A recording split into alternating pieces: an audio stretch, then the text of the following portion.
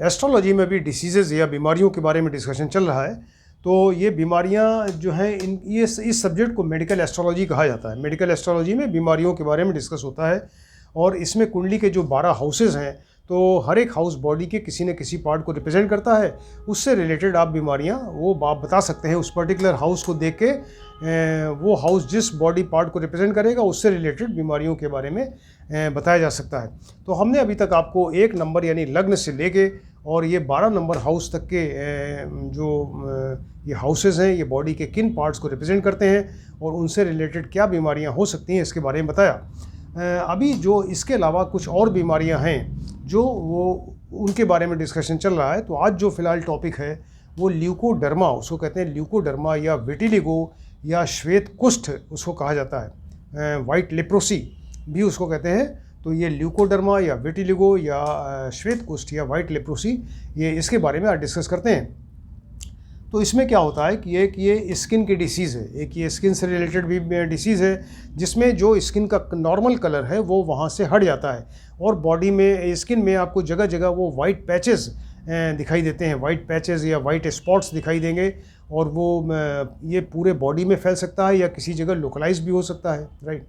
तो स्किन का कलर यहाँ डिस्टर्ब हो रहा है। स्किन का कलर 3 चीज़ों से मिलकर बनता है। एक तो ब्लैक कलर, जो ब्लैकिश कलर स्किन का है वो मेलानिन पिगमेंट से बनता है। तो मेलानिन पिगमेंट को बनाने वाली जो सेल्स होती हैं वो मेलानोसाइट्स होती हैं। मेलानोसाइट्स स्किन में ही रहती हैं और उनसे मेलानिन पिगमेंट बनता है, जिससे स्किन का जो डार्क कलर या ब्लैकिश कलर है वो मेलानिन से बनता है।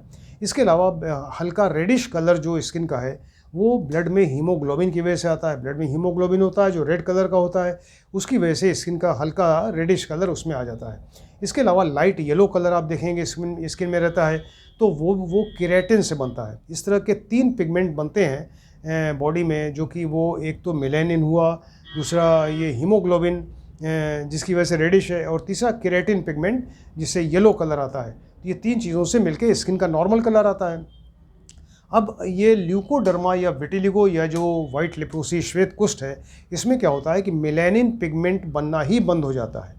वो किसी लोकल एरिया में वहाँ जो मेलानोसाइट्स हैं स्किन में जो उसको पिगमेंट को बना रही हैं, वो मेलानोसाइट्स किसी तरह से डिस्ट्रॉय हो जाती हैं और वो वहाँ पर पिगमेंट मेलानिन नहीं बन पा रहा है। इसकी वजह से वो स्किन वहाँ वाइट दिखने लगती है और जहाँ जहाँ ये प्रॉब्लम होती है तो स्किन में वो उस जगह वाइट स्पॉट्स, वाइट पैचेस ऐसे आपको दिखाई देंगे और ये पूरी बॉडी में फैल सकते हैं। तो स्किन के अलावा ये एक तरह से ये पिगमेंट्री डिसऑर्डर हुआ, मतलब पिगमेंट न बन पाना मेलानोसाइट्स के डिस्ट्रॉय होने की वजह से, तो वो एक पिगमेंट्री डिसऑर्डर हुआ और ये स्किन में तो दिख ही रहा है आपको। इसके अलावा म्यूकस मेम्ब्रेन में भी दिख सकता है। माने मुंह के अंदर अगर मुंह खोल के देखें तो उसमें म्यूकस मेम्ब्रेन है, तो वहाँ भी वाइट पैचेस दिख सकते हैं। या नाक के अंदर अगर नॉस्ट्रल्स में देखें तो वहाँ भी म्यूकस मेम्ब्रेन है, उसमें भी वो दिख सकता है। या जेनाइटल्स के ऊपर, जेनाइटल ऑर्गन्स है, उस पर भी ये वाइट पैचेस दिख सकते हैं, राइट। तो ऐसा कहा जाता है ये ऑटो इम्यून डिसीज़ है, यानी बॉडी के अंदर ही एक ऐसी एंटीबॉडी बनती है जो कि मेलानोसाइट्स जो सेल्स बना रहे हैं मेलानिन पिगमेंट, तो उसको डिस्ट्रॉय कर देती हैं। ऑटो इम्यून यानी अपनी ही बॉडी, जो पेशेंट है उसकी अपनी ही बॉडी में किसी तरह से वो एक एंटीबॉडी बन गई और वो एंटीबॉडी जो बनी उसने जाके मेलानोसाइट्स को डिस्ट्रॉय कर दिया, मार दिया उसको। तो उसकी वजह से वो मेलानिन पिगमेंट बना ही नहीं पा रहा है या वो ख़त्म हो गया उस जगह से। तो मेलानिन पिगमेंट न बन पाने की वजह से वो वाइट पैचेस या वाइट स्पॉट्स जो है दिखने लगते हैं और ये धीरे धीरे ये पूरे बॉडी में फैल भी सकता है। इसके अलावा ये कभी आप देखेंगे कि ये बिल्कुल लोकल एरिया में ही रहता है, फैलता नहीं है। तो लोकलाइज्ड एरिया में वाइट पैचेस रहते हैं। तो जैसे इसके बहुत सारे एग्जाम, मान लीजिए कि कहीं चोट लग जाए, स्किन में किसी जगह चोट लगी, घाव हो गया और वो घाव सूख गया, वो ठीक हो गया, लेकिन वहाँ पर जो मेलानोसाइट्स थे वो डिस्ट्रॉय हो गए किसी तरह। जो चोट लगने से क्योंकि स्किन के अंदर ही रहते हैं मेलानोसाइट्स, तो मेलानोसाइट सेल्स जो हैं वो वहाँ डिस्ट्रॉय हो गए। उसकी वजह से उस एरिया में जहाँ चोट लगी थी वहाँ पर अब वो मेलानिन नहीं बन पा रहा है, इसलिए वहाँ पर वो वाइट स्पॉट एक बना रह गया। तो वो लेकिन वहीं लोकलाइज रहेगा फिर और वो फैलेगा नहीं। वो चोट लगने की वजह से वहाँ मेलानोसाइट्स डिस्ट्रॉय हुए हैं, इसलिए वो वहीं लोकल रहेगा।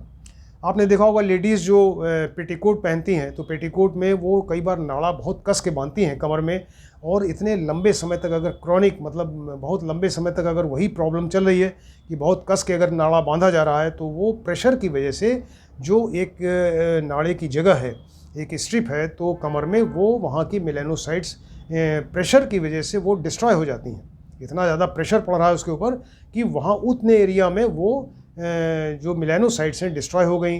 उनकी वजह से एक वो वाइट मतलब मेलानिन नहीं बन पा रहा है, वहाँ पर एक वाइट जो एक स्ट्रिप ऐसी दिखने लगेगी, मतलब जो नाड़े की जगह है तो पूरी एक वाइट रिंग या ऐसी आपको दिखेगी।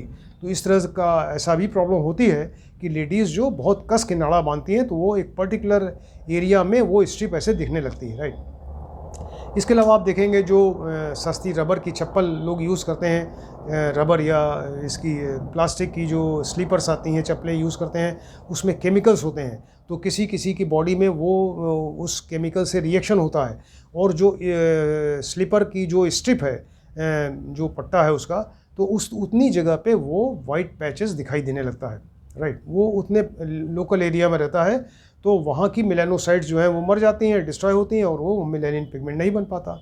या लेडीज़ में आपने देखा होगा जो बिंदी लगाती हैं, प्लास्टिक की बिंदी लगाती हैं अगर, तो बहुत लंबे समय तक यूज़ करने से फिर वहाँ पर वो अगर बिंदी हटाएंगी तो वाइट स्पॉट दिखाई देता है। तो वो भी वो प्लास्टिक का एक केमिकल होता है जो कि लोकल रिएक्शन से वहाँ पर मेलानोसाइट्स को मार देता है, और वो उतने एरिया में ही वो रहेगा।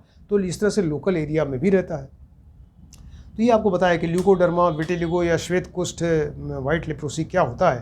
तो इसमें लेकिन अब ये है कि एस्ट्रोलॉजिकली हम कैसे देखें, हम कुंडली में कैसे देखें, हम व्यक्ति को नहीं जानते, कुंडली को ही देख के आप बता सकते हैं कि इसको विटिलिगो के चांसेस हैं या ल्यूकोडर्मा के चांसेस हैं, या ये ऑलरेडी इसको है प्रॉब्लम। तो इन चीज़ों को देखने के लिए कुंडली में हमको सबसे पहले तो बुध को देखना चाहिए, क्योंकि स्किन की डिसीज़ है, तो बुध जो है वो स्किन के कारक हैं, तो रिप्रेजेंटेटिव है। इसलिए बुध यानी मरकरी प्लैनेट को देखना ज़रूरी है कि बुध कुंडली में कहाँ है, किस जगह के लॉर्ड हैं, कहाँ बैठे हैं, वो शुभ हैं अशुभ हैं, राइट, इसके बारे में देखें।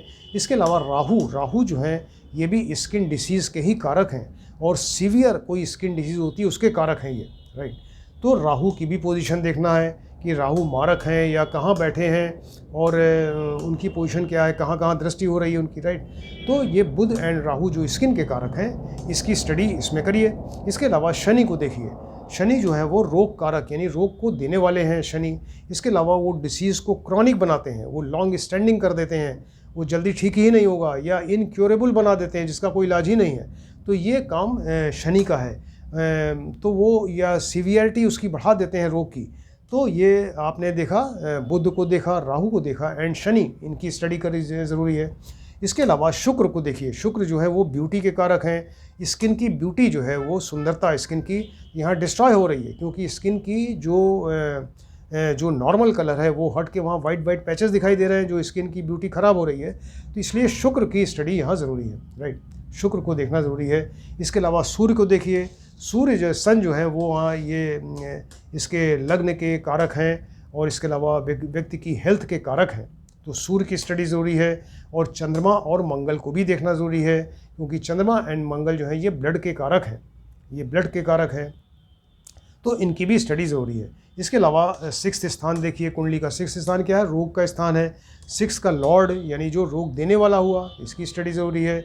इसके अलावा 4, 8 एंड 12 जो हाउसेस हैं इनके लॉर्ड्स हैं, और इसके अलावा 4, 8, 12 राशियां हैं, ये ब्लड को रूल करती हैं, यानी ब्लड पे इनका शासन होता है। 4 नंबर हाउस, चतुर्थ house, 4th house, 8th house and 12th house, और 4th, 8th, 12th के लॉर्ड्स और 4th, 8th एंड 12th राशियाँ यानी कर्क राशि, वृश्चिक राशि, स्कॉर्पियो, और मीन यानी पिशीज राशि। तो इनको देखिए, इनके लॉर्ड्स को देखिए। तो ये ब्लड को रेगुलेट करते हैं, यानी उसको इसके ऊपर ये रूल करते हैं। तो आपने फिर से आप बताते हैं आप क्या क्या देखेंगे। या इसमें एक तो आप बुध को देखिए, मरकरी प्लैनेट जो मेन कारक है स्किन का, तो बुध को देखिए, राहु को देखिए, शनि को देखिए। इसके अलावा चंद्रमा एंड मंगल को देखिए, शुक्र को देखिए, और 6th एंड 6th के लॉर्ड को देखा। और इसके अलावा 4, 8, 12 हाउसेस, इनके लॉर्ड्स और 4, 8, 12 राशियों को भी देखिए। तो ये सारी स्टडी करनी पड़ेगी आपको कुंडली में, तभी आप ये उस कंक्लूजन में पहुंच पाएंगे कि व्यक्ति को ल्यूकोडर्मा हो सकता है या है। तो अगर ये जो चीज़ें बताई आपको, अगर कुंडली में ये वीक हैं, वीक हो के आपस में इनका रिलेशन रहे, इस तरह कॉम्बिनेशन हो कि आपस में रिलेटेड हैं, या इनके ऊपर पाप ग्रहों की युति हो, दृष्टि हो जाए, या इनका रिलेशन जो है 6-8-12 से हो जाए, 6-8-12 के लॉर्ड्स के साथ में इनका रिलेशन हो, तो तब इस तरह की प्रॉब्लम होगी, ल्यूकोडर्मा या विटिलिगो या उसी को श्वेत कुष्ठ या वाइट लेप्रोसी कहते हैं, इस तरह की प्रॉब्लम होगी, राइट। अब इससे रिलेटेड कुछ योग है आपको बताते हैं कि मान लीजिए कि लग्न में, या ये व्यक्ति का लग्न है, लग्न माने व्यक्ति का शरीर है, स्वयं वो व्यक्ति स्वयं है, शरीर है, उसकी हेल्थ है, तो लग्न में यहाँ पे चंद्रमा बैठ जाए, जो ब्लड के कारक आपको बताया, चंद्रमा लग्न में प्लस मेंटल हेल्थ एंड स्वास्थ्य के भी कारक माने गए हैं। तो लग्न में यहाँ चंद्रमा बैठे, 7th में सूर्य बैठ गए जो हेल्थ के कारक हैं, और 7th यहाँ मारक स्थान में सूर्य बैठ गए, और 7th की डायरेक्ट दृष्टि यहाँ पर आ रही है। तो लग्न में चंद्रमा, 7th में सूर्य, 2nd में मंगल बैठ गए, 2nd हाउस में मंगल बैठ गए, जहाँ से डायरेक्ट 8th दृष्टि इनकी देखिए यहाँ पर अष्टम पे आ रही है, जो क्रॉनिक डिसीज़ देने वाली है, क्रॉनिक डिसीज़, लॉन्ग स्टैंडिंग, गंभीर सीवियर डिसीज़ देने वाली है। तो मंगल यहाँ बैठे, डायरेक्ट दृष्टि यहाँ पर, और शनि जो है 12th हाउस में बैठ जाए।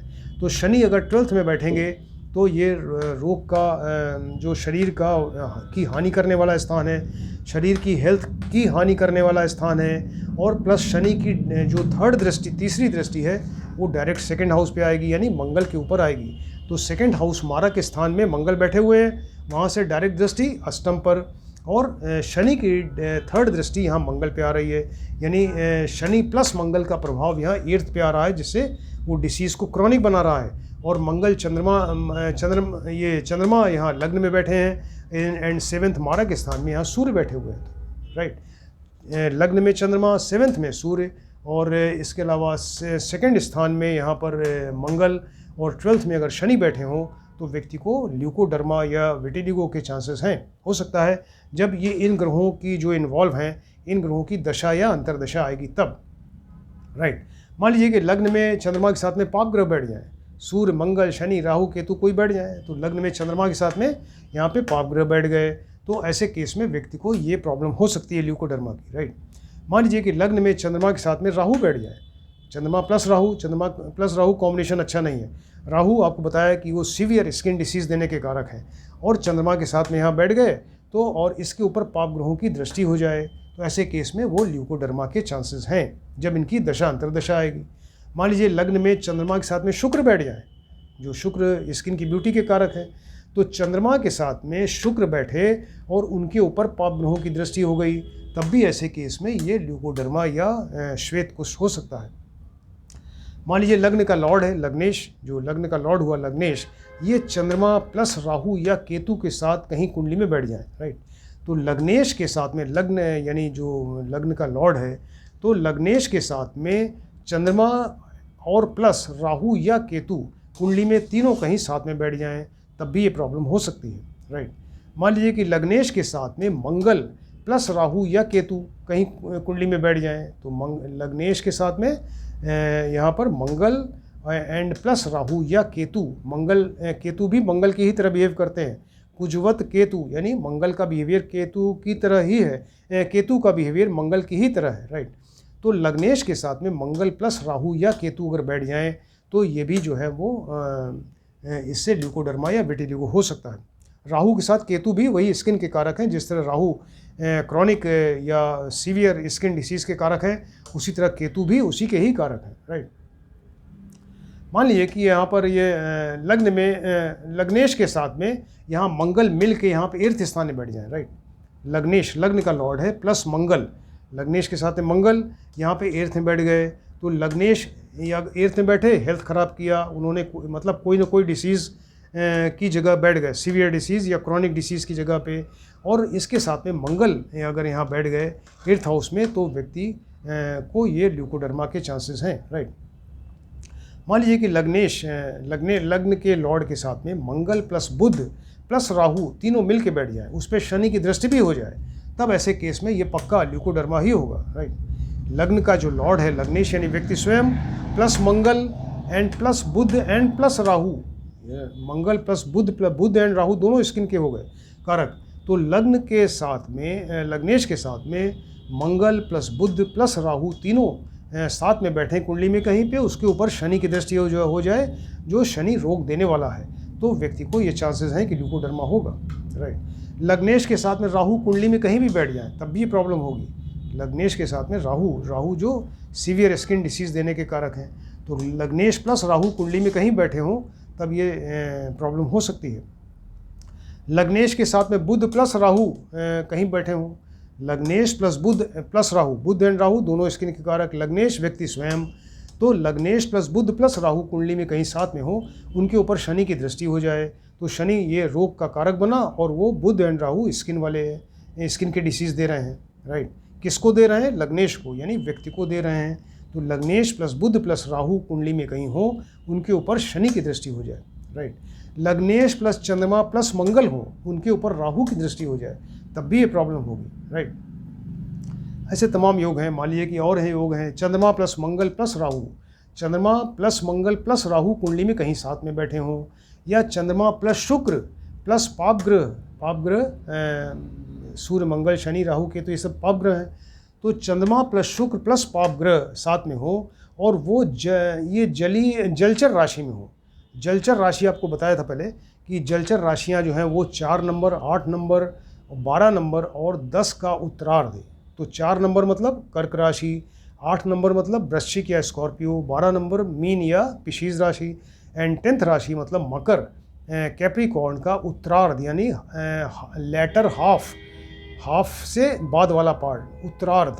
तो चंद्रमा शुक्र पाप ग्रह के साथ में मिलके जलचर राशि में कहीं बैठे हों, या तो 4 में या 8 में या 12 में या मकर के उत्तरार्ध में अगर बैठ जाएं, तब ये ल्यूकोडर्मा के चांसेस होंगे। राइट।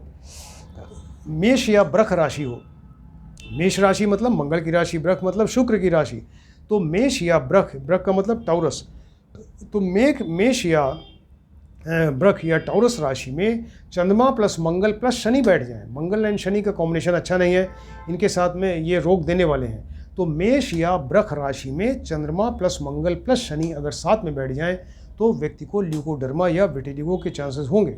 राइट। मेष या वृष राशि में मंगल के साथ में शनि एंड राहु बैठ जाएं, मेष या वृष राशि में मंगल प्लस शनि प्लस राहु बैठ जाएं, तब भी ये ल्यूकोडर्मा या वाइट लेप्रोसी होगा। 4, 8, 12 राशियाँ, 4, 8, 12 अगर कहें तो इसके मतलब जलीय वाटरी राशियाँ हैं। 4, 8, 12 राशियाँ हो, इनमें इसमें सूर्य चंद्र एंड पापग्रह बैठ जाएं। सूर्य एंड चंद्रमा के साथ में कोई पापग्रह, सूर्य ये मंगल बुध मंगल है, इसके अलावा शनि है, राहु एंड केतु कोई बैठ जाए। तो 4, 8, 12 जलीय राशियों में सूर्य के साथ में चंद्रमा एंड पापग्रह कोई अगर बैठ जाएं, तो ये ल्यूकोडर्मा, विटिलिगो या श्वेत कुष्ठ यानी कोई स्किन की सीवियर डिसीज़ होगी। तो आपको बताया ये ल्यूकोडर्मा के बारे में, ये सब तमाम ये आपको योग बताए, पॉइंट्स बताए। तो आप व्यक्ति को अगर नहीं भी जानते हो तो आप कुंडली देख के ही बता सकते हैं कि ऐसा हो सकता है, ऐसे चांसेस हैं कि इसको विटिलिगो यानी ल्यूकोडर्मा या विटिलिगो या श्वेत कुष्ठ वाइट लेप्रोसी ऐसा रोग हो सकता है, जो कि स्किन की डिसीज़ है, जिसमें मेलानोसाइट्स जो मेलानिन पिगमेंट बनाते हैं वो डिस्ट्रॉय हो जाते हैं। वो मेलानोसाइट्स स्किन में ही रहते हैं और वो किसी वजह से अगर डिस्ट्रॉय हो जाते हैं, या तो ऑटो इम्यून डिसीज़ हुई, बॉडी में ही एंटीबॉडी बनी जिसको उन्होंने एंटीबॉडीज़ ने वो मेलानोसाइट्स को डिस्ट्रॉय कर दिया, तो ये फिर पूरे बॉडी में फैल भी सकता है। या फिर लोकल जगह आपको बताया कि तमाम चोट लग गई, घाव सूख गया, लेकिन वहाँ पर वो लोकल मेलानोसाइट्स वहाँ के डिस्ट्रॉय हो गए, वहाँ लोकल एक वाइट पैच बना रह गया। या किसी ने रबर की या इसकी स्लीपर्स पहनी प्लास्टिक की, उसकी वजह से अगर लोकल रिएक्शन हुआ तो उतनी जगह जो स्ट्रैप है स्लीपर्स का उतनी जगह वाइट स्पॉट दिखेगा। या लेडीज़ जो वो नाड़ा बांध रही हैं पेटीकोट का, तो उतनी जगह पर वो मेलानोसाइट्स डिस्ट्रॉय हो जाएंगे, वहाँ दिखेगा। या जो लेडीज़ माथे पे बिंदी लगा रही हैं, प्लास्टिक की सस्ती बिंदी रहती है, उसमें केमिकल्स रहते हैं, उससे रिएक्शन होता है लोकल, उसकी वजह से भी वो वाइट स्पॉट बन सकता है। तो एक ये इंटरेस्टिंग टॉपिक, और ये ऐसा पेशेंट जो है फिर वो थोड़ा सा एक वो मॉरली जैसे डाउन फील करता है अपने आप को, क्योंकि वो बॉडी में जगह जगह वाइट स्पॉट्स हैं उसके, और लोग सोचते हैं पता नहीं है ऐसे छुआछूत वाली बीमारी है क्या है। तो ऐसा भी एक लोगों के दिमाग में रहता है, हालांकि ऐसा है नहीं, ये कंटेजियस डिसीज़ नहीं है। तो लेकिन फिर भी एक सोसाइटी में उसके लिए एक प्रॉब्लम रहती है। तो एक ये मेडिकल एस्ट्रोलॉजी का बहुत इंपॉर्टेंट सब्जेक्ट है, इसको आप ध्यान से देखिए और स्टडी करिए। Thank you.